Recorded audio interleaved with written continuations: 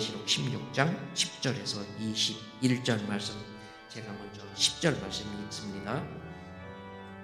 또 다섯째 천사가 그 대접을 짐승의 왕좌에 쏟으니 그 나라가 곧 어두워지며 사람들이 아파서 자기 혀를 깨물고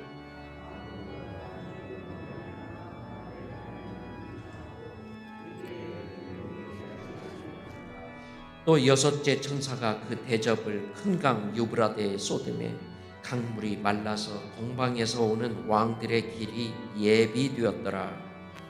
또 내가 몸에 개구리 같은 새 더러운 영이 짐승이 거짓 선자 입에서 나오니 그들은 귀신의 영이라 이적을 행하여 온 천하 왕들에게 가서 하나님 곧 전능하신 이의 큰 날에 있을 전쟁을 위하여 그들을 모으더라. 내가 도둑같이 오리니 누구든지 깨어 자기 옷을 지켜 벌거벗고 다니지 아니하며 자기의 부끄러움을 보이지 아니하는 자는 복이 있도다. 새 영이 히브리어로 아마겟돈이라 하는 곳으로 왕들을 모으더라.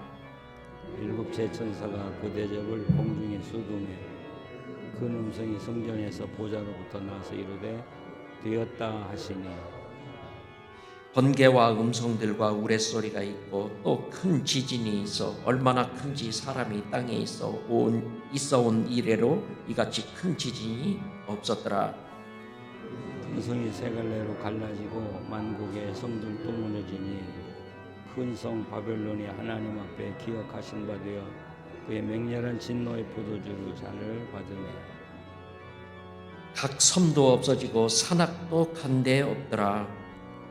또 무게가 한 달란트나 되는 큰 무우박이 하늘로부터 사람들에게 내리매 사람들이 그 우박의 재앙 때문에 하나님을 비방하니 그 재앙이 심히 크미러라. 아멘. 요한계시록 16장 1절에 하나님의 진노의 대접이라는 말이 나오죠. 하나님의 진노의 대접이다. 이 하나님의 이 진노의 대접이라는 말씀을 놓고 참 오래 묵상을 했어요. 그러면서 저는 이런 생각을 해봐요. 이걸 이미지로 이야기한다면 하나님 앞에 큰 대접이 하나 놓여 있다. 큰 대접이 놓여 있다. 근데 이 대접이 하나가 아니라 두 개예요. 근데 어떤 사람들은 하나님의 진노의 대접에 진노만 쌓아요. 계속 진노만 쌓아요. 매일 진노만 쌓아요. 그래서 하나님의 진노의 대접에 진노가 가득 차면 어떻게 되겠어요? 그 가득 찬 진노를 쏟으시는 거예요. 그러면 거기에 진노를 쌓은 사람들에게는 재앙이고 심판이죠. 무서운 화가 임하는 거예요. 그게 대접 재앙이에요. 자, 그렇다면 우리 성도들 앞에도 이런 진노의 대접이 있을까? 어때요? 우리들도 하나님 앞에 진노를 쌓기도 하고 그렇습니까? 물론 그러겠죠. 그러나 여러분 한번 생각을 해보세요. 자녀들 다 기르셨죠? 자녀들이 나한테 잘못한 것을 많이 기억하고 계세요? 지금 자녀들이 다 자라서 결혼해서 살고 있는데 나한테 잘못한 거 기억하고 계세요? 기를 때는 화도 나고요. 답답하고 어려움도 많이 있었어요. 근데 자라고 나니까 자녀들이 나한테 잘못한 건 하나도 기억이 안 나요. 그 뭔만 기억나요? 자녀들이 잘해준 것만 기억나요. 그리고 커서 조금만 잘해줘도 그게 고마워요. 그래서 고맙다. 네가 이렇게 해주니까 너무 고맙다. 그러니까 우리 아들 때 뭐가 고마워? 당연하지. 그러긴 하지만 받는 아버지로서는 또 어머니로서는 고마워요. 고맙다. 감사하다. 자, 그러면 우리가 하나님 앞에도 우리 하나님의 사람들이 진노의 대접을 놓고 살 것인가? 어때요? 그러진 않을 것 같아요. 그렇기 때문에 이 진노의 대접에는 하나님의 사람들이 포함되지 않았어요. 이 악한 사람들에게만 해당되는 게 진노의 대접이에요. 예. 그러면 우리 앞에 놓여진 대접은 어떤 대접일까요? 기쁨의 대접입니다. 기쁨의 대접. 하나님이 우리의 허물 다 용서해 주셨고 죄 다 용서해 주셨어요. 근데 우리가 뭘 조금만 잘하면 하나님이 기뻐하시는 것이. 야, 좋다. 네가 그렇게 하니까 너무 좋다. 내가 너무 기쁘다. 그래서 우리는 하나님 앞에 기쁨의 대접에 기쁨을 쌓고 있다는 거예요. 기쁨을 쌓고. 얼마나 많은 사람들이 얼마나 많은 기쁨을 쌓았느냐 안 했느냐 이런 차이지. 우리 성도들에게는 기쁨이냐 진노냐 이런 이원론은 아니라는 것이죠. 자, 그래서 저는 이 말씀 묵상하면서 그렇다. 하나님을 잘 믿는다고 하는 게 복잡하고 어려운 게 아니더라는 거예요. 뭔만 하면 돼요? 무슨 일을 할 때마다, 어떤 일을 당할 때마다, 어떤 경우에 내가 처할 때마다 이게 하나님의 기쁨이 될까? 이렇게 하면 하나님이 기뻐하실까? 그렇게만 생각하고 하나님이 기뻐하시는 일만 해나간다고 하면 여러분 그게 믿음 생활이에요. 그게 하나님을 기쁘게 하고 하나님의 축복을 쌓아가는 것이죠. 로마는 이 로마라고 하는 나라는 하나님 앞에 진노만 쌓았어요. 그죠? 세 가지 죄악이라고 그랬죠? 하나는 하나님을 회방하는 것, 모욕하는 것, 그리고도 부끄러운 줄 모르고 회개하지 않은 것, 또 하나님의 사람들을 핍박하고 교회를 핍박한 것, 또 하나는 자기들만 죄를 짓고 산 게 아니라 자기들도 죄를 짓고 자기들의 죄를 또 다른 사람들에게 짓도록 강요한 죄가 바로 이 로마의 죄라고 그랬어요. 그래서 오늘 10절에 보면 또 다섯째 천사가 이제 그 대접을 짐승의 왕자에 쏟으니 그 나라가 곧 어두워지며 사람들이 아파서 자기 혀를 깨물고 하는 여기 진노의 대접이 드디어 그 짐승의 보좌에 내렸다.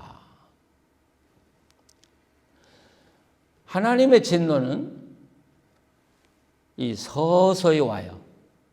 또 단계적으로 와요. 우리가 우리 한국의 그 어려운 사정을 보면서 많은 분이 그런 생각을 할 거예요. 아니, 하나님이 김정은을 왜 이 땅에 그냥 두냐? 요즘 미국의 기술이 얼마나 발달이 됐어요.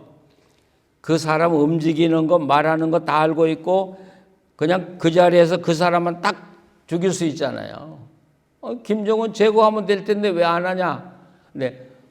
세상의 전쟁의 방법과 하나님의 전쟁의 방법은 다르더라고요.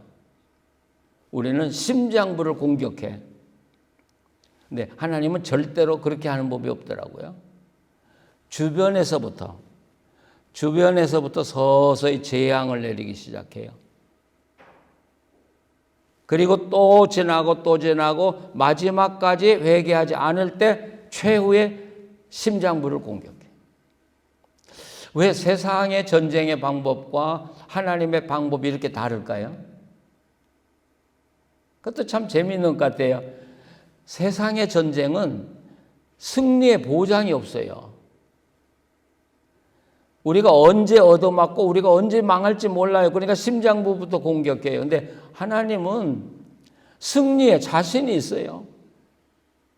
또 하나는 하나님은 끝까지 사람들을 사랑하시고 사람들에게 회개의 기회를 주신다는 거예요. 그러니까 여유가 있어요. 전 심장이 약해가지고 이 운동 경기를 잘 못 봐요. 특별히 축구 경기를 잘 못 봐요. 조마조마해서요. 저는 어떤 경기를 좋아하냐면 다 끝난 다음에 이긴 거 알고 볼 때 제일 재밌어요.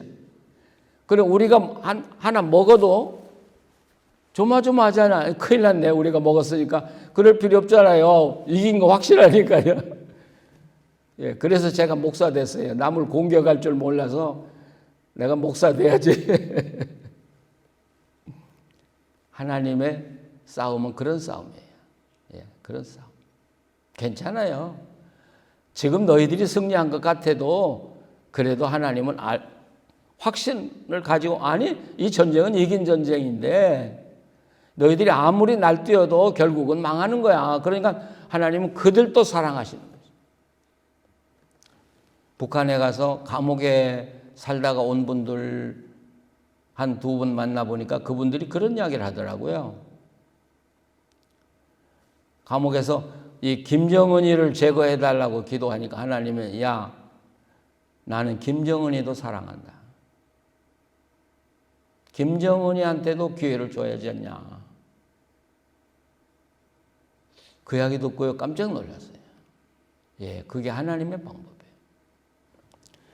자, 그런데 여기 10절에서는 드디어 대접이 우리가 항상 짐승이 아니고 그 짐승이라고 그랬어요. 그 짐승의 그 왕자.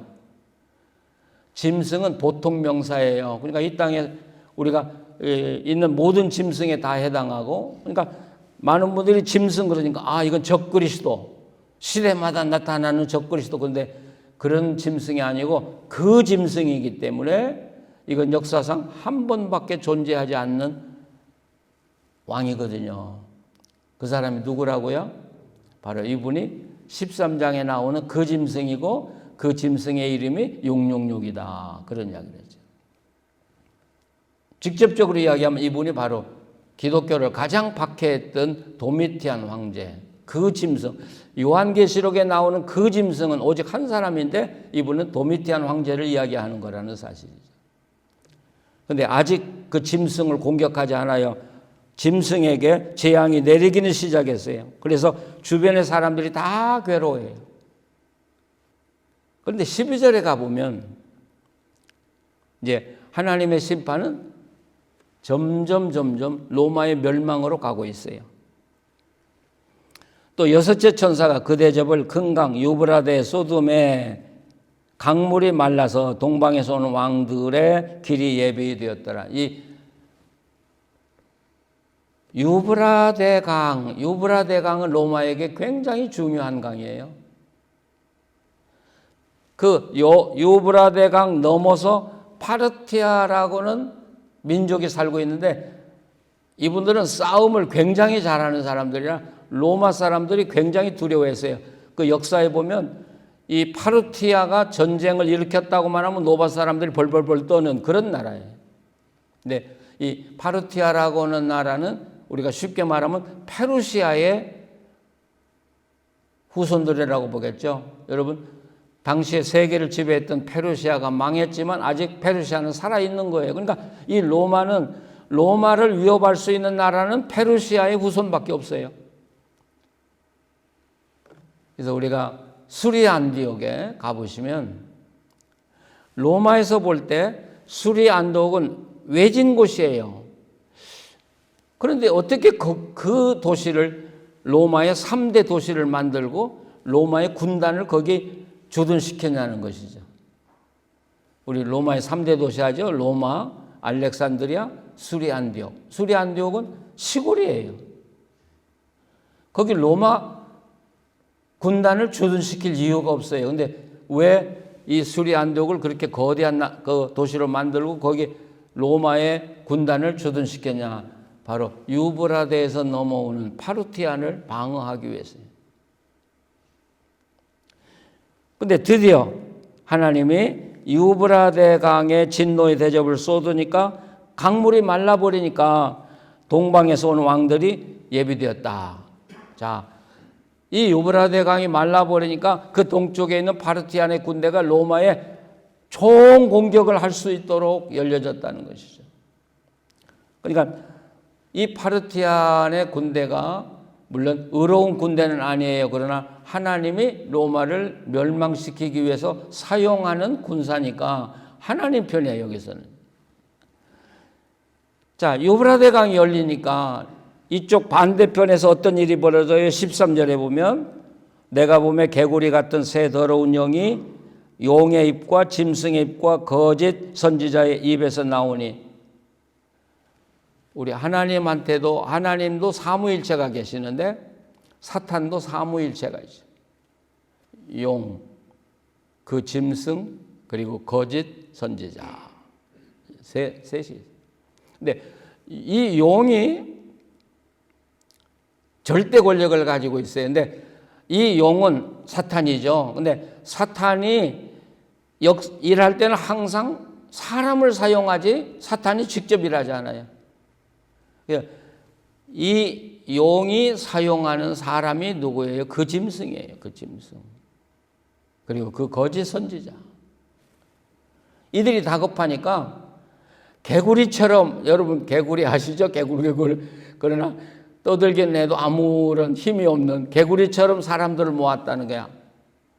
그러니까 육신적으로 보면 유브라데에서 건너오는 군사를 막기 위해서 자기들의 군사를 모았지만 하나님 편에서는 그들이 하나님을 대적하기 위해서 모였다는 것이죠. 이걸 뭐라 그래요? 이걸 아마겟돈 전쟁이라 그렇게 말해요. 아마겟돈. 원래 아마겟돈 전쟁이라는 건 무깃도라는 말에서 나왔거든요. 그 전쟁터, 이스라엘에서 가장 전쟁이 많이 일어났던 무깃도. 우리가 아마겟돈 그런데 드디어 아마겟돈 전쟁이 벌어져요. 유브라데 강이 열리고 군사가 쳐들어오고, 그리고 용은 그 짐승과 이 거짓 선지자를 통하여 하나님을 대적할 군사를 모집했어요. 양대 세력이 지금 부딪히는 거죠. 그러면 전쟁이 일어났나요? 예. 이 아마겟돈이라는 영화도 나오고, 굉장히 사람들이 앞으로 3차 대전이다 그러는데, 다시 여기 성경을 보시면 14절까지 큰 날에 있을 전쟁을 위하여 그들을 모으리라.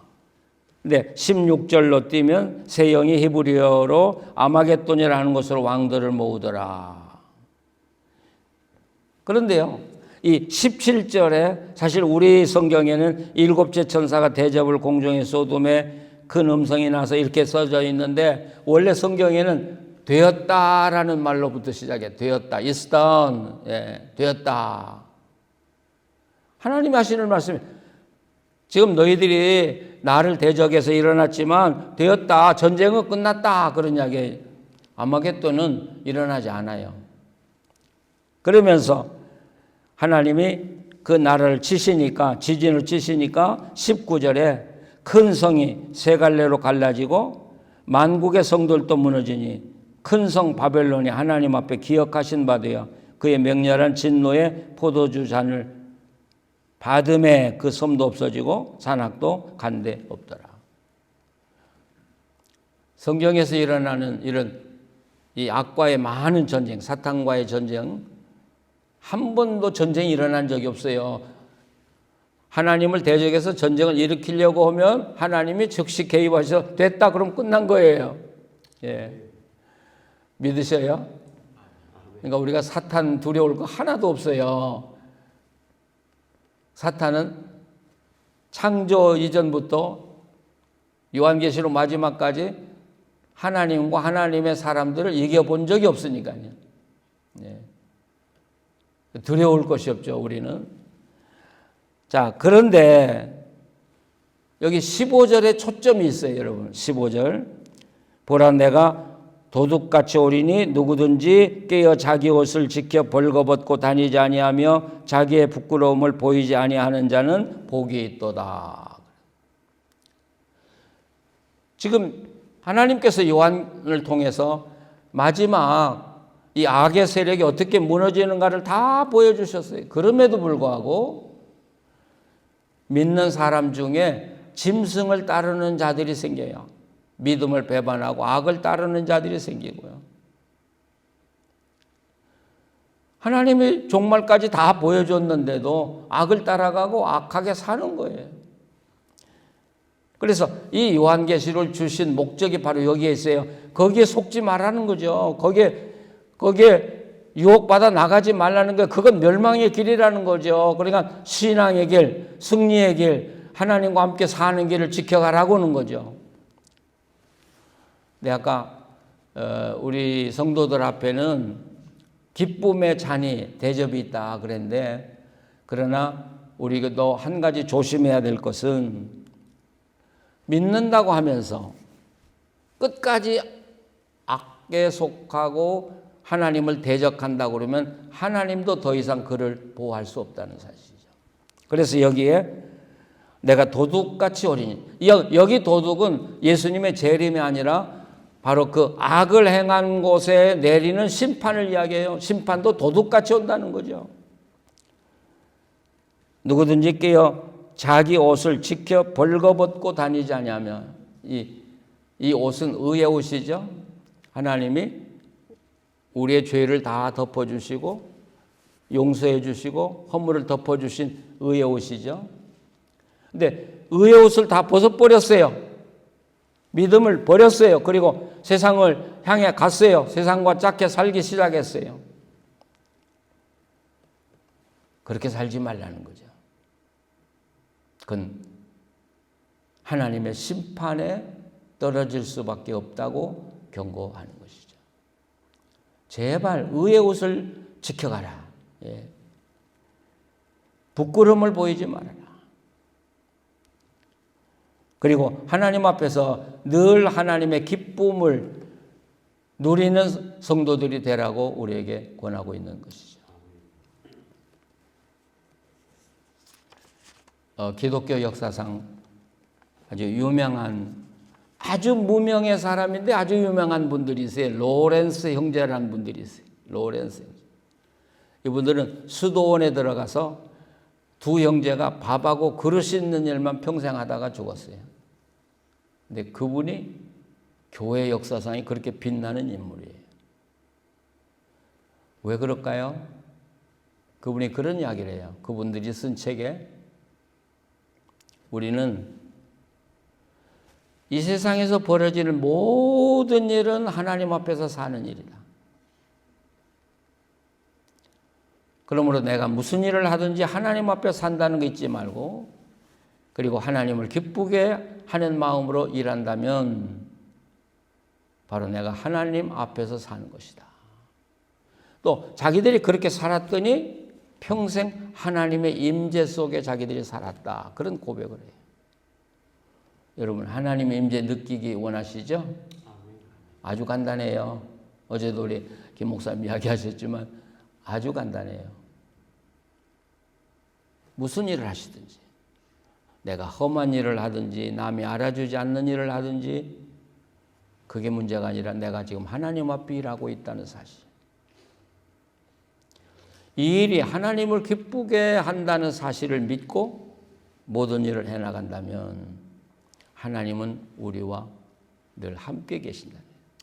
임재를 느낄 수 있다는 것이죠. 오늘 하루도 화낼 때도 있고 속상할 때도 있고 외로울 때도 있고 억울할 때도 있고 뭐 그러시겠죠? 하나만 기억하시면 될 것 같아요. 오늘도 내가 하나님을 어떻게 기쁘시게 할까? 내가 이렇게 하는 게 하나님 기뻐하실까? 내가 이렇게 하는 것을 하나님이 기뻐 받으실까? 생각하고 산다면 여러분 오늘 하루 하나님의 임재 안에 여러분이 살고 하나님의 축복 안에 살게 될 것입니다. 기도하시겠습니다. 거룩하신 하나님, 주님이 우리와 함께 계시는 것 외에 더 기쁨이 없습니다. 또 더 다른 소원도 없습니다. 하나님, 이제는 우리가 걸어가는 이 길에서 내 삶의 모든 면에서 내가 하나님 앞에 사는 것이고 하나님을 기쁘게 하며 사는 길임을 기억하고 살게 하여 주시옵소서. 그래서 우리 생명 다할 때까지 주님과 함께 동행하며 살기를 원합니다. 주님의 숨결을 느끼고 살기를 원합니다. 주님께 영광을 돌리며 살기를 원합니다. 그래서 우리가 하는 모든 일에서 하나님의 빛이 나게 하시고 모든 사람을 기쁘게 하고 모든 사람을 행복하게 하고 모든 사람에게 하나님의 사랑을 나눠주며 살아가는 우리들의 삶이 되게 하여 주시옵소서. 그래서 우리 가정이 천국이 되게 하시고 우리가 모이는 이 교회가 우리 성도들의 모임이 천국이 되게 해주셔서 언제나 만날 때마다 하나님의 임재를 느끼며 살아가는 우리 성도들 되게 하여 주시옵소서. 예수님의 이름으로 기도합니다. 아멘.